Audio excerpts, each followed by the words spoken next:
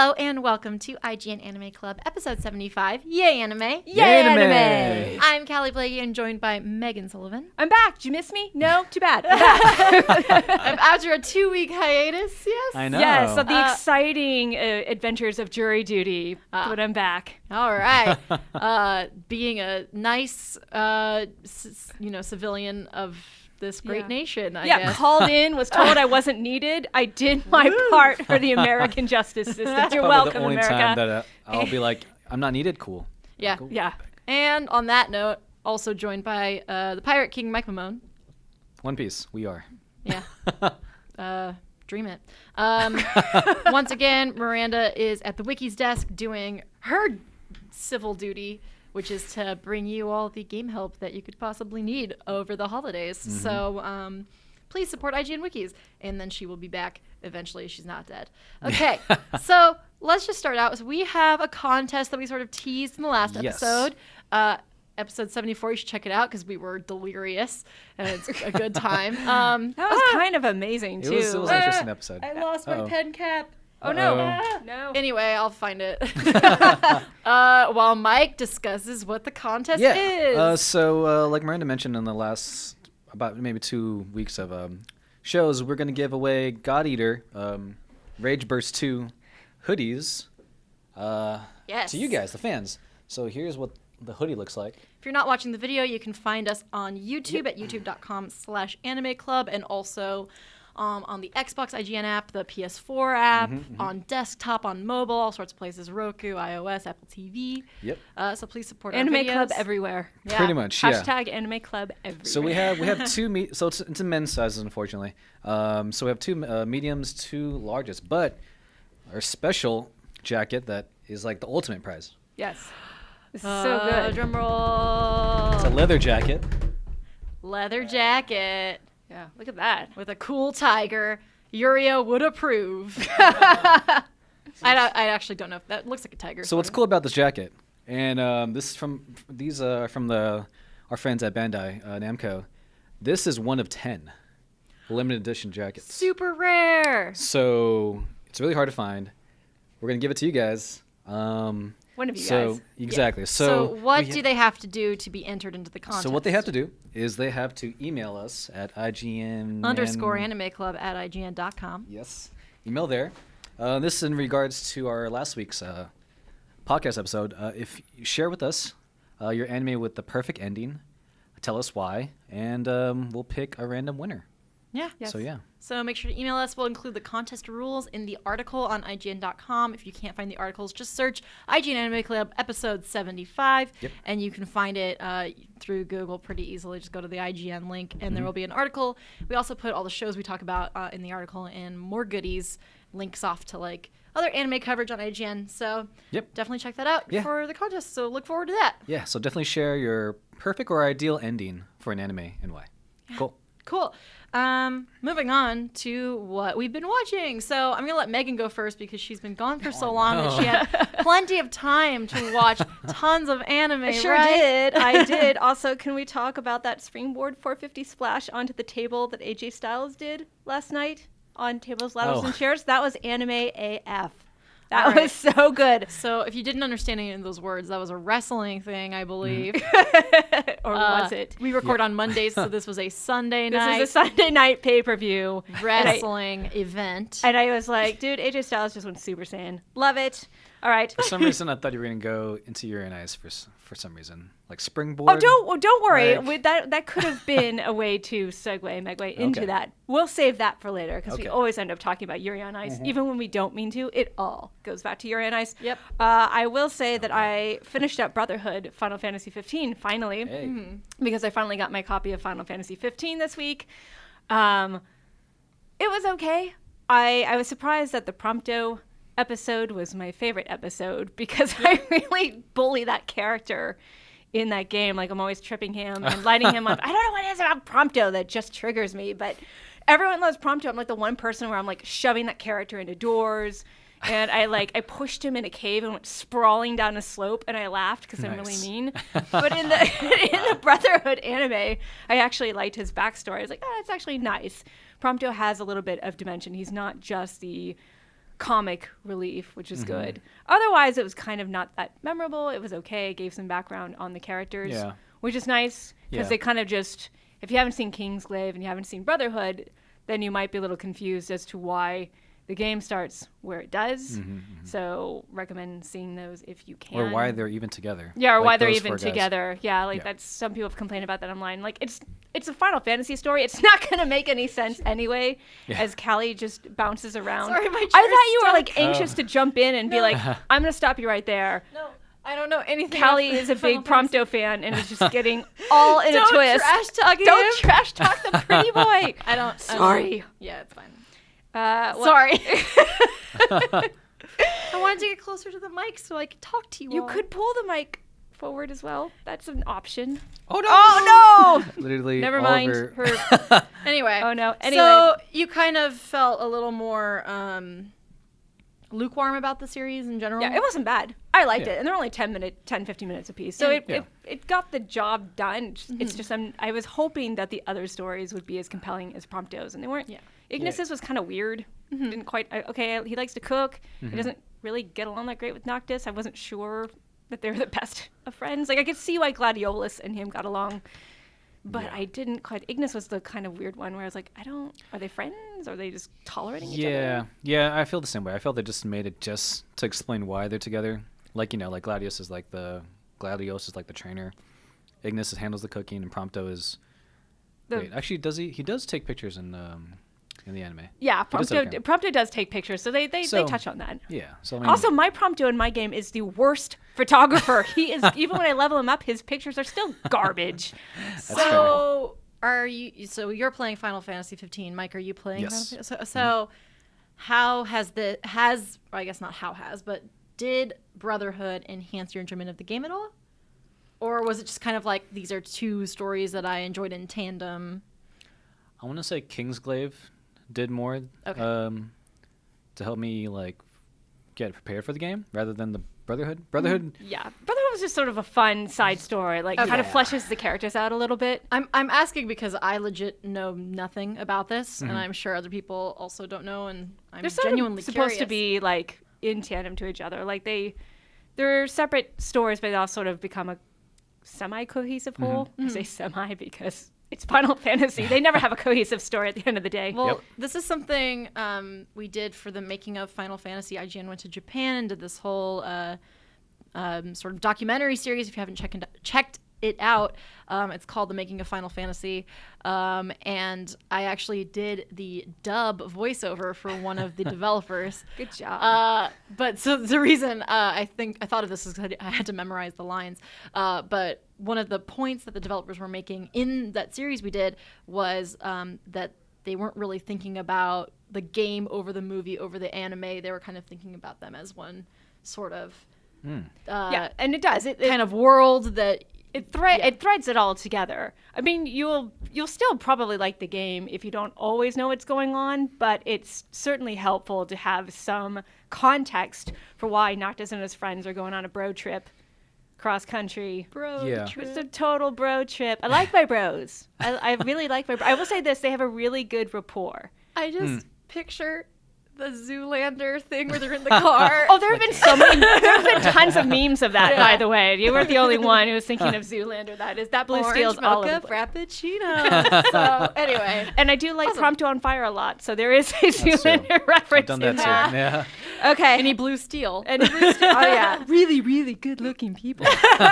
Really, really ridiculously good. Anyway, moving on. Yeah, so moving on. I'm trying to figure out how to watch Marvel Discords, the Avengers, legally, because somebody in our Facebook group, our awesome Facebook group, which you can find at Facebook.com/group/IGN Anime Club. It's the official group, and we are approaching 11,000 members. I think believe. we're almost over. We're almost over. at 12,000. Yeah, we're at 12,000 now. So thank you cray, all. Cray. It's cray. Someone in that lovely group. Yes, recommended that I check out Marvel Discords because there is an anime about Marvel, which is what I was asking. So this is an anime, not a Western animation? This is a real anime. And so I looked up the description alone. It's 5 kids who can summon the Avengers Digimon style. Huh?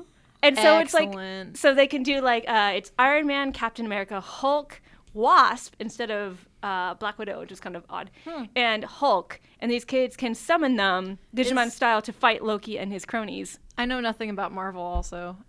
Is Wasp a girl? Yes, Wasp is a girl. Okay, I was like, if they got rid of the one girl for a guy. But I don't know anything about would Wasp. Boycott. So I'm like, yeah. I don't know what was up with the change. I don't know anything about character. Seems cool so far. She has kind of interesting powers. She's like Ant-Man, but with wings. Okay. Yeah. That's a good And description. blasters.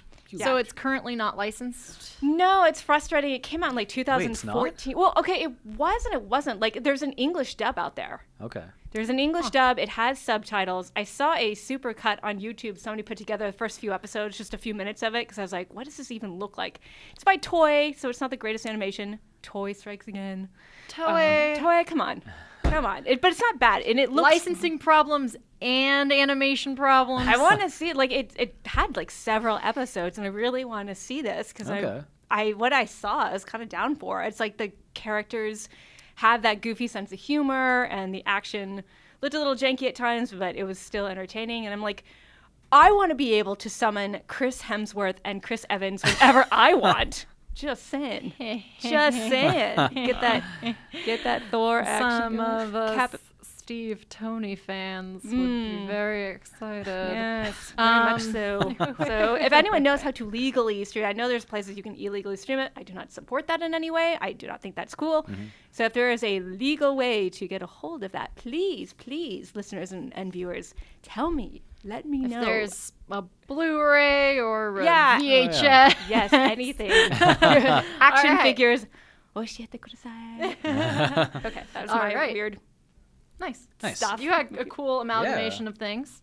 I didn't write it on here, but because I forgot to bring this up last week during our disheveled episode. I watched I just love it so much. The South Park trilogy, the Black Friday Bundru trilogy, which features a scene where Kenny becomes an anime princess. There's an entire 5 to 7 minutes that's just in Japanese with no subtitles. I remember seeing this for some reason. I was watching it with my family over Thanksgiving because it's like a Black Friday episode, obviously from the name, and I was translating in real time for them because I'm like, oh, right there, he said this. And they're like, Princess Kenny, arigato gozaimasu. Because it's Matt. And fun fact, Matt, Trey Parker, was a Japanese major in college, or he studied Japanese extensively. So all the Japanese you hear in South Park is technically grammatically correct, even if it's not heritage speaker Japanese. Right. So it was just really funny watching it and being like the head of Sony in this whole trilogy just goes so desune and looks very plotting. So I watched that. And it's real cute, and Kenny's a wonderful princess. Does he die? Or they're like, Shinjao. I think he does. He does die, but then he goes. That's not a spoiler, by the way, if you know South Park. If you know South Park, Kenny always dies. But he does get up and goes, "Daijoubu da yo." That's great. Does he actually do that? Yeah, he's like, "Daijoubu da yo." That's great. And it's really cute. Anyway, so in the world of real anime, this weekend I watched Summer Wars for the first time, which I quite enjoyed a lot. Have you guys seen it? Yeah, yes. I actually watched it this year too. Yeah, oh my god, I loved it so much. It reminded me, so Summer Wars basically is in a near future, it might be, I would call it near future or even alternate universe, it's modern day. It's kind of modern day, yeah, it's mostly modern, but with this sort of Psychopath-esque internet hub that's everyone's a really big part vibe of. From it. Yeah. Yep. And but the thing I loved about Summer Wars is that it's both bigger and smaller than you think it's gonna be.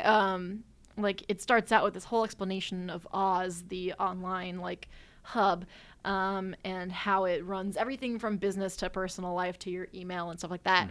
And then it's just about this guy who goes to this girl's great grandma's house, because she needs someone to pretend to be her boyfriend. And so it's kind of about their interpersonal relationships, but also about the world. I don't know if I can do that. If some girl asked me to pretend to be their boyfriend to go see, like, meet her whole family, I'd just be like, no. What if she were super, super cute? Okay, well. Just say, like, super, super cute. You didn't have a girlfriend. You got nothing better to do in summer. You're getting paid for it. It was a job. Was he paid for it? I'm pretty sure, like, there was payment. Okay. In the mix. But it's a movie. It's a movie. I would highly recommend watching it. I adored it a lot. Nice. But yeah, now I'm thinking if somebody was like, Callie, I'll pay you to pretend to be my girlfriend, I'd be like, no. Sure. In real life, you'd be like, excuse me? But in an anime. How dare you?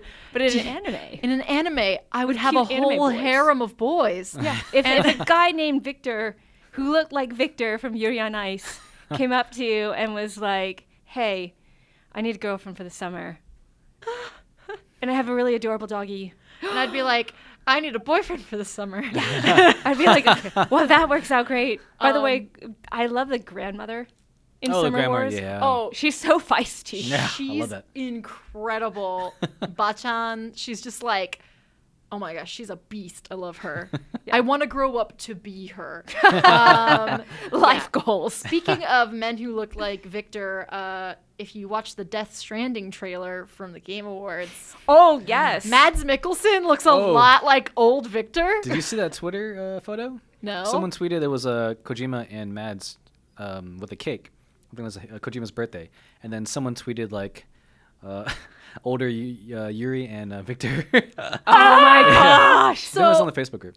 It's canon now. It's happening. While we're on this topic, I just want to say that I think Hideo Kojima is perhaps the king of BL in real life because he's clearly the most alluring man to every man. Well, Jeff Keighley seems to think so. so. So Jeff Keighley. Can we talk about that? Jeff Keighley spoke about Kojima the way Yuri announced his theme for the skating season. It's not untrue. He totally overshared and was like, what happened to you was a tragedy. You are the most important man in the world. And like Kojima gets up and he's like, I love you. And I was like, yes. Miranda and I were working the Game Awards at IGN and we both stood up and we went, BL confirmed. And then people told us to sit down and be quiet. Is that what that noise was back? Yeah, we both went, woo, confirmed! Okay. Yeah. And we were like, yeah, BL in real life. So we were very excited. Lots of hugging, just like in Yuri on Ice. Yeah. Especially this week's, that epic hug at the end. But we'll get there. This is my long segue to our Yuri on Ice discussion. The last thing is pretty much every man who's ever worked with Hideo Kojima on any project is like, I would die for Kojima. I would work with him I would follow him to the ends of the earth. Yeah. So it's like, I hear that. It's like Del Toro and like, I saw the Del Toro. Del Toro's just like, I would do anything for you.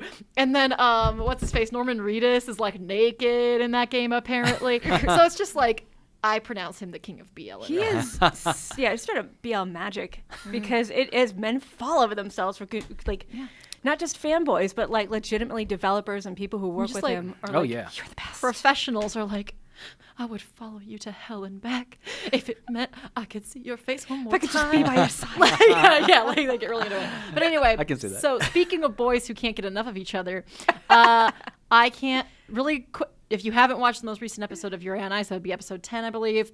Close your ears for a minute.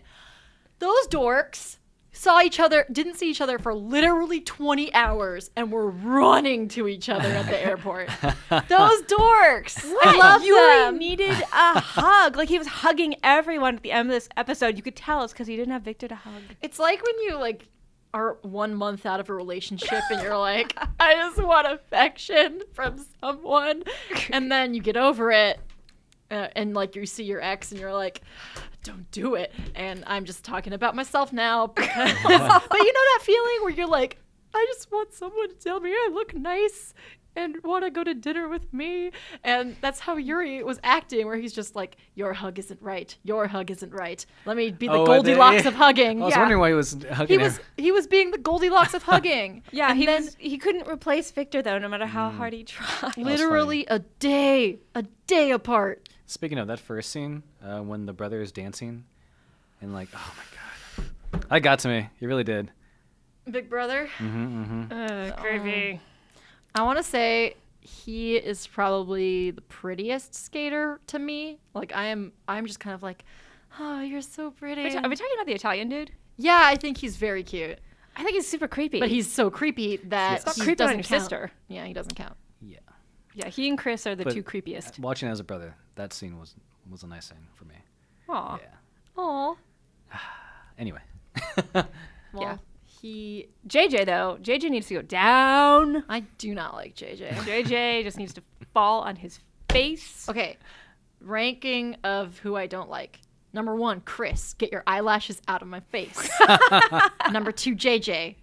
No one likes your butt. Number 3, Crispino, the Italian, because your sister thing is really weird, but like also you're cute, so you are above these two.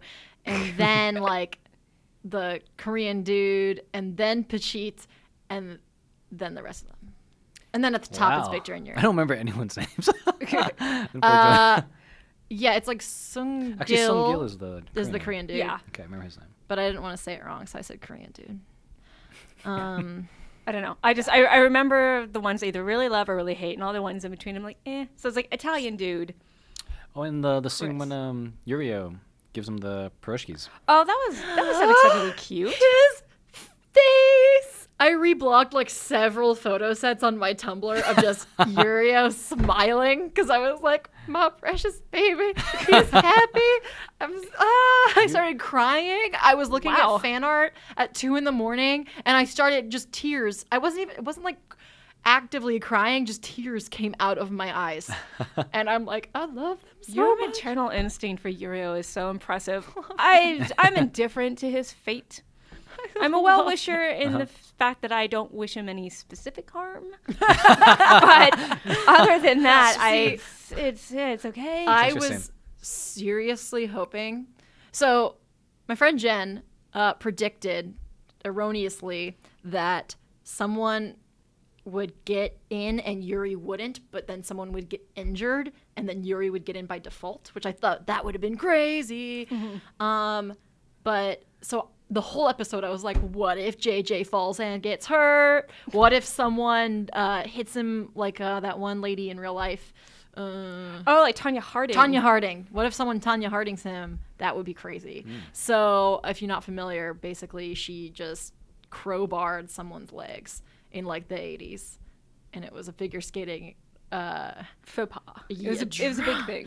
Drama. I mean, like it's actually assault, but yeah. So what was the name of the woman? Nancy something. I can't remember. Nancy Pelosi. Oh, that would be kind of amazing. It all Nancy, comes full I know. circle. Goes on to go into politics, and she's very angry. I keep drinking my wine and then kicks back in my face. What? Really- Wait, what? I thought you said drinking your wine, and I was like, you got a drinking problem, dude. Wine sounds good right Wine's now, by the way. amazing. No, wine Anyway. is amazing. I'm just saying. Kerrigan. I think it is Nancy Kerrigan. Nancy Kerrigan. I almost said Nancy Kerrigan. I thought, I don't know if that's right or Yeah, not. that sounds Okay. right, actually, yeah. Yeah, but Nancy Kerrigan took a crowbar to the knee. Tanya Harding.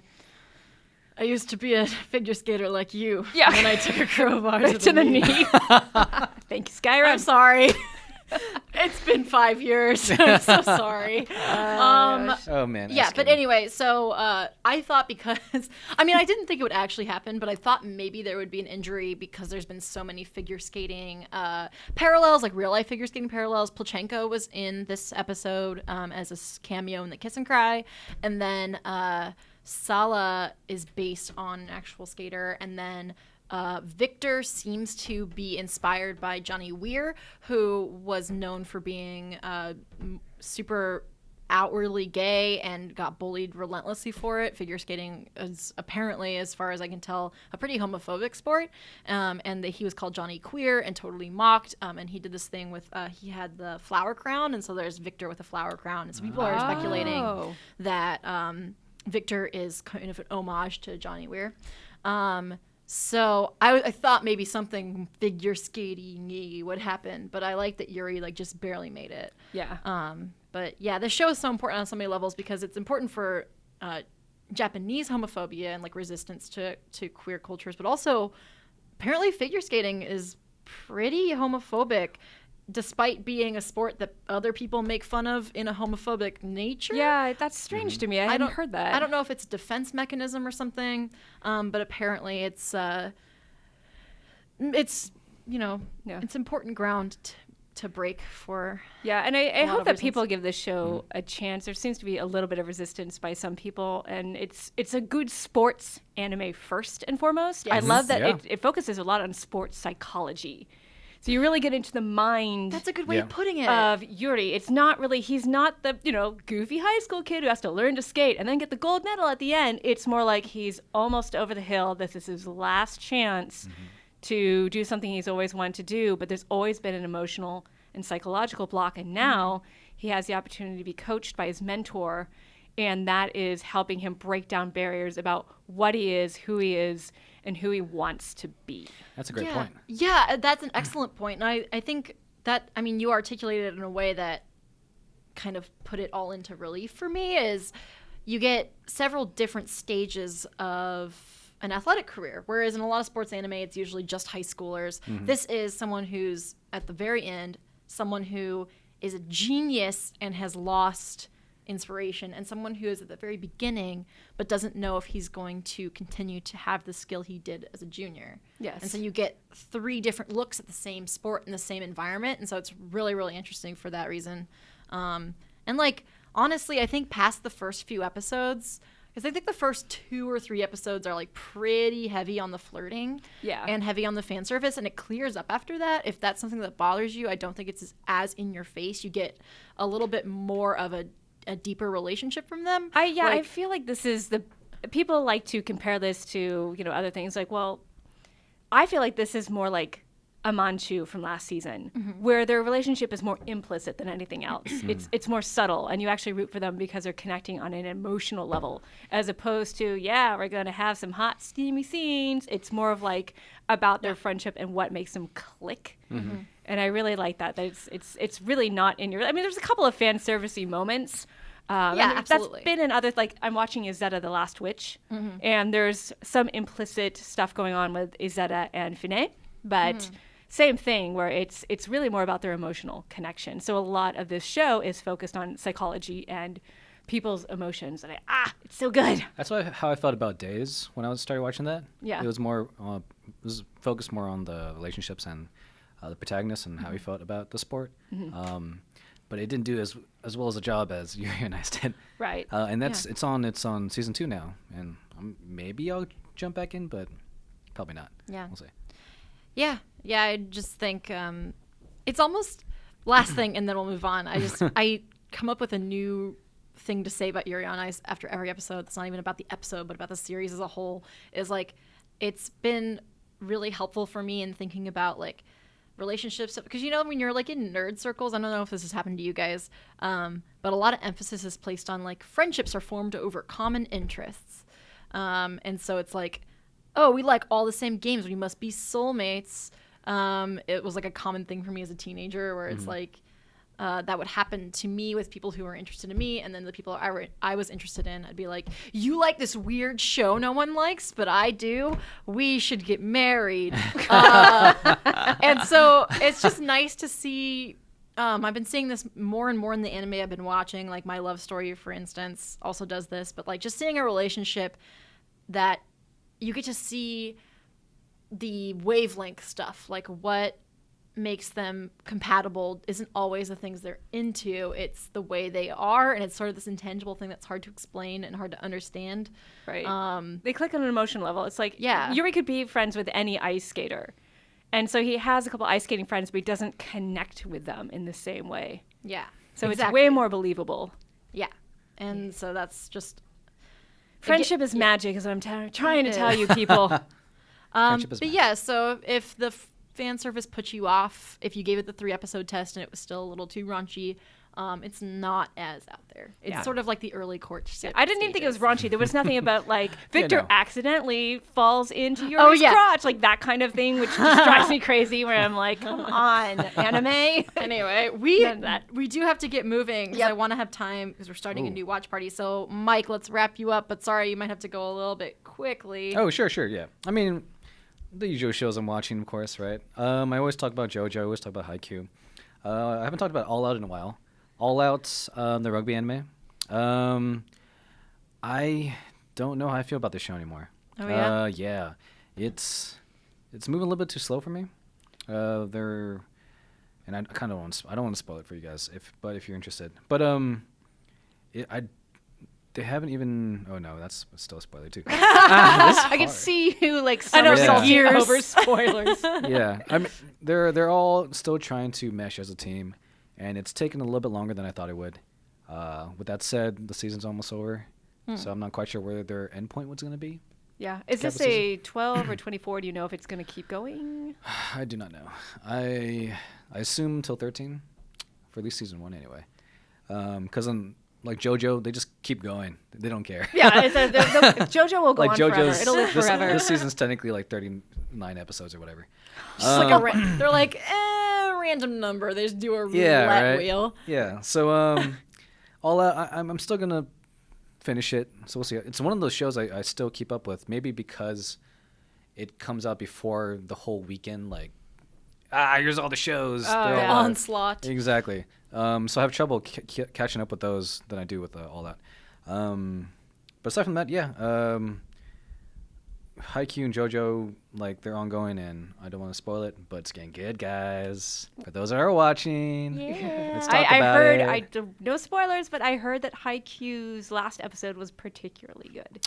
Yeah, this was that's all I'm gonna say. But anyway, yeah. All right. Yeah. Sorry that next week we'll do a special Mike what we're watching, and you can catch us up. Learn about all the sports in JoJo. But we do have to get to our topic. Yes. Last week we talked about anime endings that we loved. That's the theme of this week's contest, or not this week's contest, but the contest we are hosting. Yes. This week, we're going to talk about one of the kind of runoff topics that we didn't fit into last episode, which is anime endings we don't like as much. Ones that or at least need another season. Or anime that need another season, sort of a twofer there. But yeah, Mike, let's start with you because you have some interesting picks. Oh, sure, yeah. Yes. So first off, Hajime no Ippo. It's been on a hiatus for so long. I mean, the manga's still going, and it's deep in their volumes, and it just kind of just stopped. I forget why, but they did have a spin-off where it was the coach's story and his backstory, which you can watch on Crunchyroll. That's the only thing, and literally that's the only place that's available that you can watch anything Hajime no Ippo. Aside from that, you either have to get the DVDs or watch illegally, which you shouldn't. But it's so good, and I don't know where you can watch it. But yeah, it kind of just ended abruptly. I still want to know how, his rise. I just want more Hajime no Ippo. That's really what I really want. In addition to that, in a similar situation, Hunter is also on hiatus as well. In this case, the creator is just he's hurt. I think he has something with carpal his tunnel. Yeah, carpal tunnel. So he like can't. Sakurai and Smash Bros. Where the yeah. creator just like messed up their hands Yep. doing it. Oh man. Yeah, so he's which is totally understandable. I get it. But yeah, it's. I think he did write a volume recently, and then had to take a break again. So it's not that it needs another season. I just wanted to come back. And also, one that came to mind immediately when I thought about this topic, Air Gear. Have you guys watched Air Gear? I've seen the first couple episodes and I didn't really like it, so I dropped it. Yeah, I thought it was a sports anime. It's not at all. It's kind of like Rollerblade Gang Wars. Yeah, it's weird. You think it's going to be a sports anime, and then it's not. Mm-hmm. So, yeah, I think it's 24 episodes. It's on Funimation. You can watch it if you like. Yeah, it kind of ended on a note where it's just like, hey, he did a thing. and then they play the music, and he's just looking cool. I'm like, that's it. Like what? How about all the cool gang stuff? I want more. And the manga has been going too, I think, for a while. So there's more that they can build from. And it's just I didn't do it, and I want that. So those are the ones that came up to mind anyway for me. Yep. How about you guys? I think I want to save Megan's for last because hers are. I think mine are just legitimately the bottom of the Yeah. barrel. Okay. Hers are really good picks. Mine are more like things with caveats where they were shows I really, really liked and was just slightly disappointed by. The first being Erased. I loved that show so much, and I didn't hate the ending, but everything happened really quickly. The episode was weirdly paced for me, and it sort of just went in a different direction. Not even to say that it was like too unpredictable or something. It just went in a direction that didn't make a lot of sense to me. I know some people liked it, and that's I thought fine. they telegraphed it a little too heavily at one point, and then I was like, oh, I was really hoping for a huge like plot twist, and I was like, oh, the thing I thought was the thing. Well, that's the thing, is they telegraphed something really heavily, like you said, and then the twist that they did was so not the twist I was expecting or wanted. Yeah. Like they had a weird different thing. They had a couple red herrings. Yeah, I thought it was powerful. Like I still enjoyed the show. I still recommend the show, but like that's one that I wish was slightly different. Yeah, just a slightly different ending, because overall the quality is fantastic. But I agree. The ending ended up being the thing where it's like they had a lot of swerves getting there, but at the end of the day I was like, this isn't the crazy thing where it's like, what? Yeah. Mm-hmm. Yeah, exactly. It was Dio all along. Didn't quite like that. My next pick, I'm going to skip one of them because I decided we don't have time. My next pick is Death Note. This is one, so some of Mike's were like, they need another season. This is one where I was like, they needed to quit while they were ahead. I think that's a very common opinion on Death Note. I don't dislike the actual ending. Again, I was fine with it. I read the manga, so I think the anime ending is slightly different. So I was gonna watch that eventually, but I got a lot to do. But it's just one of those things where, like, if you're familiar with Death Note, this is something that I feel like everyone should experience for the first time. Even though it's been out for 10 years or whatever. If you're familiar at all with Death Note, halfway through there's a big shift in the everything, and it loses a lot of what made it special. It gains something else, like it gains a different, not tone, but it doesn't lose everything completely. Like, it doesn't lose its charm completely. And charm's a bad word for a show about death. But I haven't seen anything about. I've only seen like the live action movie that came out, and I had no idea what was going on. Yeah, so that's one where I wish they had taken a different route with it, and or just stop while they were ahead. Yeah, or either wrapped it up differently and earlier. But I think that's a pretty common opinion. And the last one that came to my head was Gangsta. Yeah, that's a good one. Which was so disappointing in every way. Gangsta was one of our picks for we were so excited about it when it first aired a couple seasons ago. Maybe last year. Oh, it was last year, wasn't it? Yeah, it was last year. Elena was still here when we were talking about Gangsta. Oh my gosh. Yeah. Rip Elena. But yeah, Gangsta was cool. We liked the sort of pseudo-European setting and the characters, and it being about adults and being sort of gritty. We liked a lot of things about it. And then the animation just went to hell, and everything collapsed. Yeah. They basically cut it off. It's like you could see them losing money on the project in real time. And then they went bankrupt. They actually went bankrupt. You're like, oh, that's what happened. What? The name's on the tip of my tongue. Manglobe, yeah. Yeah. Yeah, and then they went bankrupt after that. Yeah, and I that's was unfortunate. like, so I would have loved to, I want someone to adopt it and send it back out into the world. Yeah, anew, because it had such massive potential. I mean, it was handling topics like sex workers and I just loved it. Like gangbanging and drug running in a weirdly, I don't want to say responsible manner, but in a non-judgmental manner about this is why people do what they do.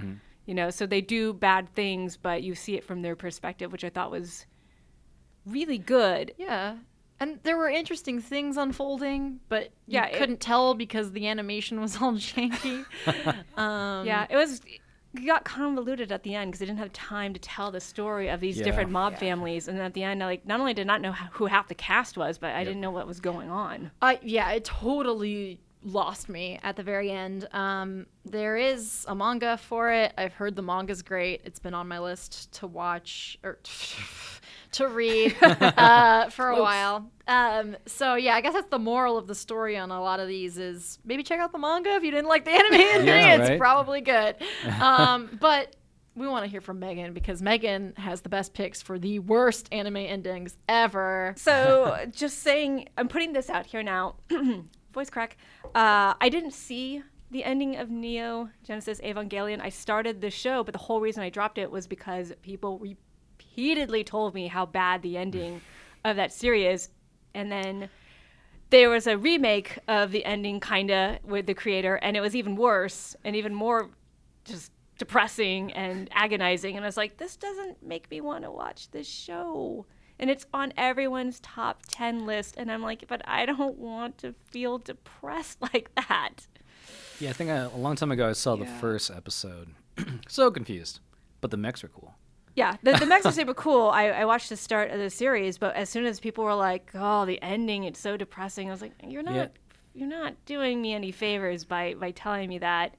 So if I could find the original 90s show somewhere, again, shout out to people listening and watching, where can I buy Blu-rays of Evangelion so I can finally see this depressing ending? But seriously, this is the one that comes up consistently at the top 10 worst anime endings list is Evangelion. Yeah. But the one that I have seen that I think is the absolute, hands down, bottom of the barrel, worst ending in anime, drum roll please, 1997's Berserk. That is the absolute, like, if you're not watching, you should. I'm just sitting here rubbing my temples. What happened? The studio ran out of money, so they couldn't animate the last episode to sort of button up what happens to Guts, but it ends on a literal graphic rape scene.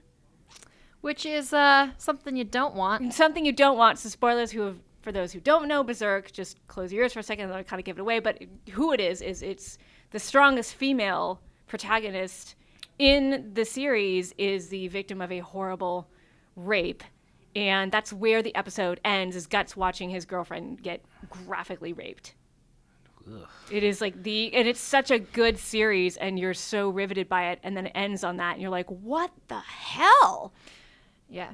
And it's really tough. Yeah, and so I guess this doesn't super apply since this was the ending, but something I hate about the way rape is treated in fiction is that it is like a woman's victimization is fuel for a man's revenge. And it often has nothing to do with her, really, except for inspiring a man to be angry. And that's why I stopped watching Game of Thrones. And it's just like, it gets excessive. And so it's like, okay, this is the ending. Cool. Thanks. Now I have no resolution to this awful thing, just like in real life. In the 2016 Berserk, then Guts continues, but it does go to your point of, but now he's even angrier than ever. Like it starts with him being a mercenary and slowly getting angrier over time, and this sends him over the edge. But it's just really a shame that Casca, one of my favorite anime female protagonists, who kicks butt and punches Guts and yells at him, and she's the only one who can stand up to him. Not that I'm saying punching him is good, but it's really rare to sometimes see an anime not sort of traditional in female empowerment. You have this very strong female protagonist, and then all of a sudden she becomes a plot point with basically tentacle, porn, rape, weird things at the end because of dark, scary monsters. What the frick, And I'm like, Berserk? I mean, it's just, it gets continuously dark, and people's argument is, well, it's always been dark. But I'm like, yeah, but it's so disappointing that Casca becomes a plot point. And even if she didn't, even if she somehow came back, it's the fact that anime in 1997 ended like that, and we didn't get anything until damn near 20 years later to get any kind of resolve for that. Pardon my swearing, but it is so frustrating. It's like the absolute worst anime ending. Yeah. And I won't get too far into this. I mean, like, it's obviously a normal reaction to be angry about that sort of thing. And yeah, I don't want to, because we didn't do any like sort of content warning for this, so I don't want to get too deep into it. But just the way it's treated, that sort of situation is treated in fiction is really strange, and I just want to see better. And so yeah, and I totally agree that that's a horrible way to end. And then to pick up in 2016 with he's back but angrier. Okay, fine.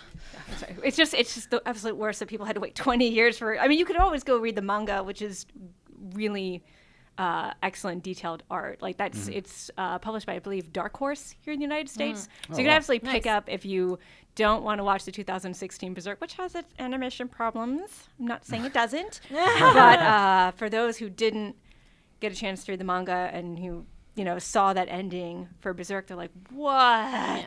Anyway, Yeesh. we do have to move on. So do happier things. Happy things. Please let us know your favorite anime had bad endings, or whose endings just warranted another season. You can comment and email and all that good stuff.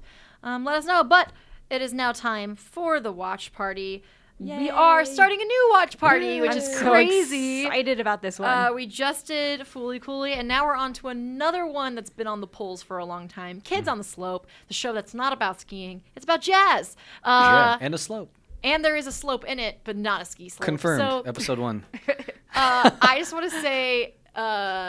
off the bat, so I was so resistant to this show being the watch party because I was such a baby brat about the fact that it's not a skiing show. Like, honestly, that was a huge roadblock in my brain where I was like, I can't even watch this show because it's not a skiing show. You wanted Better Off Dead, the anime. That's what you wanted. You want John Cusack in 2D form. Although that does happen in that movie. There is a thing where his sketches come alive and talk to him. Excellent. So there's anime in that. Oh, okay, well, I can always do that. But so I had this. I mean, like, I'm totally over exaggerating the amount of brattiness I felt, but I was resistant because in my mind it was something totally what it is not. But this show grabbed me immediately with episode 1. I'm already super interested. I was never a musician. I was told by my 3rd grade music teacher that I was bad at it, so I never pursued it.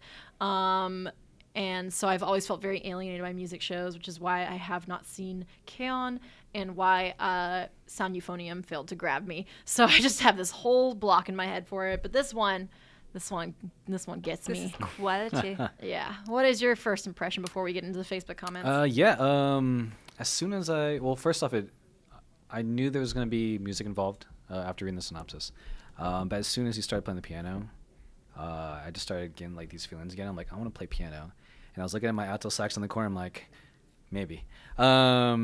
And I just just made me want to. And then when they were having their jam session, why not?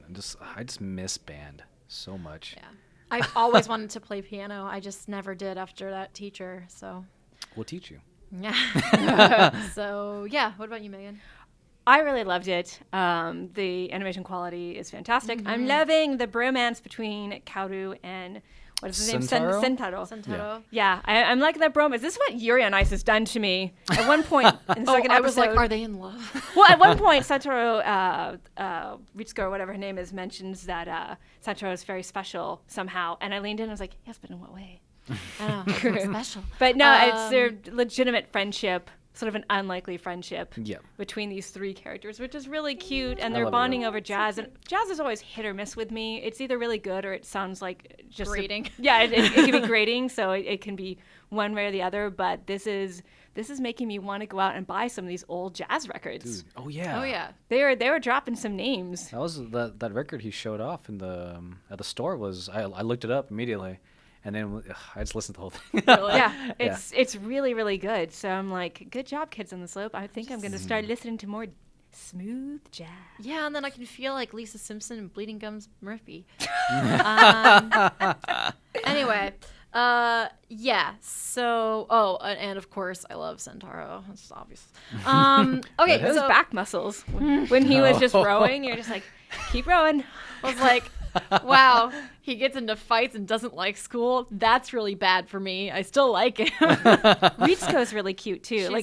She's not obnoxiously like what I call Genki girl, where it's like way too much energy and klutzing out. Like she's just buttoned up and together, and it's not obnoxious. Yes, she's a good role model for her fellow students. Yes. I like her. Very- I approve. That's why she's a class good, rep. Yeah, very good Class pick rep. for class rep. So anyway, from Naruto Toro in the Facebook group, which again is facebook.com/groups/IGN Anime Club. He says, first things first, no skiing, and the only slope in the show has no snow on it.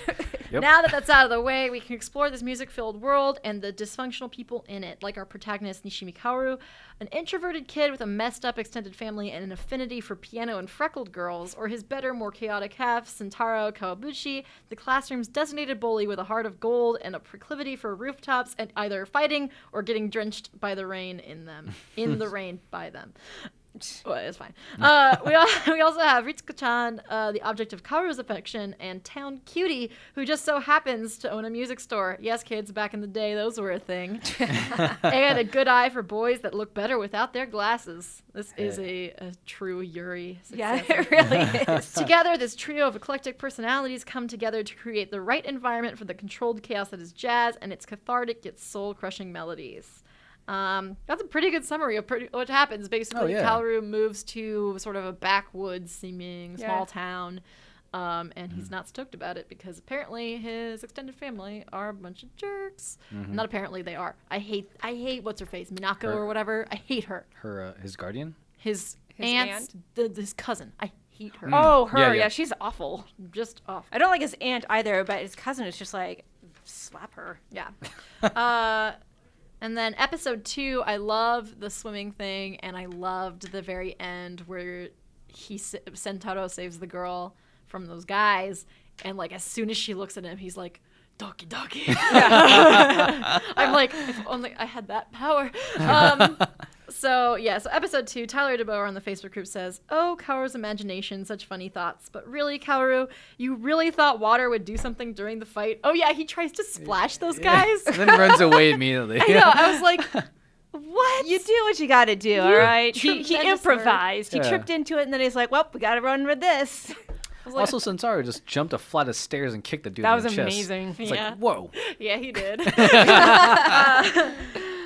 Continuing with Tyler, this episode for me was interesting because being a Christian, I don't really see much of that in anime. I know Christianity in Japan is about 1% or about 1 to 2 million people, so it's always a treat to see it pop up like the small church service scene. And it's really cute how each of our leads are finding love. I thought that was interesting too. Yeah. I mean, Kaoru seems really surprised when he finds out they're both Christians, which makes sense if it's But that a had minority. that has a history in Kyushu, so I actually like that they touched upon that. awesome. Oh, really? So what, Because they had because of Portuguese and everyone they came, and they spread Christianity, and then it was stamped out by I think it was tolerated by Nobunaga, but it was stamped out by what's his bucket afterwards? Whose name I can't think of. What's his bucket? Yeah, Sanu. He was always called Monkey by everyone, and then Tokugawa.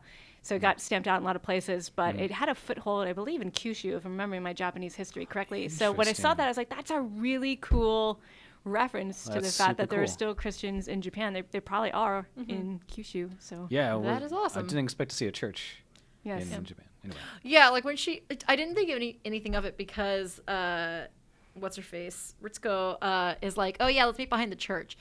And in my head, that's a totally normal sentence because I used to live in Berkeley and there's a street that was just all churches and it was a great Pokestop street and it was awesome. But like, it's just such a normal sentence to me. Be like, there's a church everywhere. But then it occurred to me that of course that's not, a shrine would be a more normal sentence than church. And Hideyoshi. That's who I was trying to thinking of. Toyotomi Hideyoshi. All right, what's his bucket? What's his bucket? What's his bucket? Everyone knows who I'm talking about, right? Yeah. Right? Yeah. So I also like, just speaking of the rarity of Christianity, I think jazz is a really interesting pick combined with that because its roots are in America.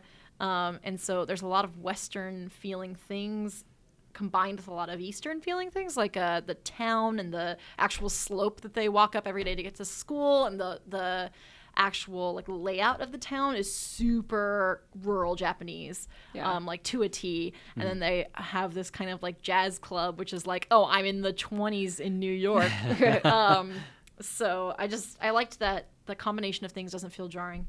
And then I do like how Kaoru, when they're swimming, is like, Sentaro, do you like her? Internally. And then he sees Sentaro like fall in love with this girl before his eyes. And I could like sense his relief. Like, oh, thank goodness this girl showed up. So, yeah. And then we have some overall thoughts from the Facebook group, starting with Carter Gurkey. I like to see bad people get beat up. So if the show continues to deliver on that front, I'll keep watching LMAO. I agree. What a great opening to this comment. I like to see bad people get beat up. Beating people up is not okay unless it's prompto. Anyway. There was actually, there was a lot of fighting too, which is interesting. Yeah. To be honest, the whole situation seems a little unrealistic to me. I find it kind of hard to believe these very different characters would be so close after such little time. That being said, it is an enjoyable show so far. Even if Sentaro and Kaoru's relationship seems unrealistic, it is fun to see the two opposing types together. My favorite part of the show at this point is the music and the animation that accompanies it. I've seen a lot of music in anime, but this animation seems so unique. The movement in these scenes is just as dynamic as the jazzy music, and the two fit together perfectly. I'm looking forward to seeing the backstory of these characters as well as the growth of their relationships. Should be a fun watch. It's the power of music. I don't know if I would necessarily agree that it's unrealistic for them to kind of latch onto each other. Sentaro definitely is ostracized by his class because he is the class bully, but he seems to just be acting out because he doesn't want to be there. And then he meets this kid who doesn't care that, like, he sees him, he's not in, like, when they first meet, he doesn't know that he's the class bully. Kaoru has no idea. So he talks to him like a normal person, and this is the first guy who's not afraid of him. And for Kaoru, this is the first guy who doesn't make him actually nauseous. So Yeah. it makes sense that you would latch on to somebody like And that. in real life, I think we've all had those friends we just immediately, for whatever reason, we click with. We talked about that with Yuri on Ice. It's just like sometimes you just have this chemistry, for lack of a better word, with other people, and you immediately see, like Allie said, like they talk to each other like normal people. There was no prejudgment going into it. So Sentaro didn't know he's a new guy from the city, and Kaoru didn't know that this was a class bully. So they immediately clicked because they gave each other basically a chance. Yeah, and it these works. are two people who weren't treated normally because Kaoru has this thing where he gets like physically ill all the time, which means people aren't going to treat you normally. And then Sentaro has he's in a small town, and having grown up in a small town like that, like by the time you get to 8th grade, everyone knows everything about you, and there's just nothing you can do about that. And so that's sort of the sense I got from him. Yeah, but I also think that because Kaoru, they're whispering, oh, he's some rich kid from the city. So they already were like kind of bullying him just for like a walk. And he's a Navy brat, and so he keeps bouncing around. You can see why he gets nauseous because he's anxious. Like I think it's a form of anxiety. Absolutely. Yeah. So it was really nice to see him get a friend who can defend him against those jerks who like tied him up and were like, let's pants him. And I was like, oh man, you need a butt kicking. And who came to save the day? Right. His best friend forever. Yes, BFF. They're gonna be back. Also, I love that like a pantsing is the like what's worse than hitting him over the head with a baseball bat? Pantsing. I was like, are you serious? This is why you wear cute underwear all the time. That's why. There it is. In case a bully wants to pants you. Yes. That's the moral of the story. Anyway, Benjamin Ashby says, to whoever voted for Kids on the Slope, thank you. I'm not even done with the first episode, and I am in love. It's jazz, it's anime, it's wonderful. Yep. That's pretty much how I feel. Like, I'm really glad this won because I probably wouldn't have watched it because I'm stubborn. And now I'm so happy. I've been looking for an excuse to watch a show. People keep telling me that it's a really great anime, and so I was so happy because every time it comes up at our polls on our Facebook group, I always throw my weight behind it. So when it finally won, I was like, yes, now I have a reason to sit down and finally watch it. After watching the first 2 episodes, I wanted to keep going. Like, it was hard not to keep going. Yeah. I accidentally may have watched 1 or 2 more. I got a little ahead because I was like, I want to know what happens. I know, right? Well, that's a good Megway. So those were episodes 1 and 2 of Kids on the Slope. Next week we'll be watching 3 and 4. You can watch this on Crunchyroll, Hulu, and I think Anime News Network or something. I don't know. If you go on because.moe, you can find where you can watch things. But for sure, Crunchyroll and Hulu. For sure, Crunchyroll. Yeah. And yeah, so please be sure to send us your comments. You can do that in the Facebook group at facebook.com/group/IGN Anime Club. You can tweet using the hashtag IGNanime, IGNIME, or you can email us at IGN_animeclub@IGN.com. So before we go, Do you guys have anything you want to shout out? Nothing in particular. Okay. I have 2 previews coming up for RPGs, but I can't talk about it yet. So they exist, though. It's a thing that exciting. exists. I got a debug kit for one of them today. Thank you, Brian secrets. McGaffrey, our previews editor, for dang. sending that my way. It's going to be fun. Awesome. I have a thing, but I need to find the URL for it, but I can't. I was on NVC last week, the end of last week. If you just search NVC on YouTube, you can find the Nintendo Voice Chat channel. Talked about my, a lot about Pokemon Sun and Moon, and why Pokemon Crystal was my first Pokemon game. Ooh. Hint, it's because I'm a girl. And crystals in it. the reason I want to shout this out is because the comments are super awful. A lot of people are being really cruel to me and calling us like SJW, expletive, Screw those just for peeps. talking about my own lived experience being a girl who didn't want to play a game until she could play as a girl. So I would really Wow. appreciate the lovely Anime Club members Aw. kind of giving some support there, because I'm really bummed. It wasn't supposed to be like a political statement. I was literally just talking about my own life. And also, if you're interested in Pokemon, we do talk a lot about it. So, There you yeah, please check that out. It's just the Pokemon episode. That's it from me, though. I don't think anyone knows as much about Pokemon as you, by the way, Callie. Oh yeah. She knows the Pokemon rap. She could probably name every Pokemon. Like, I know the first season of Pokemon. If it's not Jesse, James, or Pikachu, or Ash Ketchum, who, by the way, the character in that Marvel anime I was talking about is basically an Ash Ketchum ripoff. It was really funny. I was like, wow, they're not even trying to hide that fact. But go watch and support Kelly, please. Yeah. She's awesome, and we love her. Take and I over know you those guys do comments, too. Anime Club. Yeah. Got this. So sweet, Megan. No, I'm not. I'm the tsundere queen, according to our group, and I'm gonna live up to that name.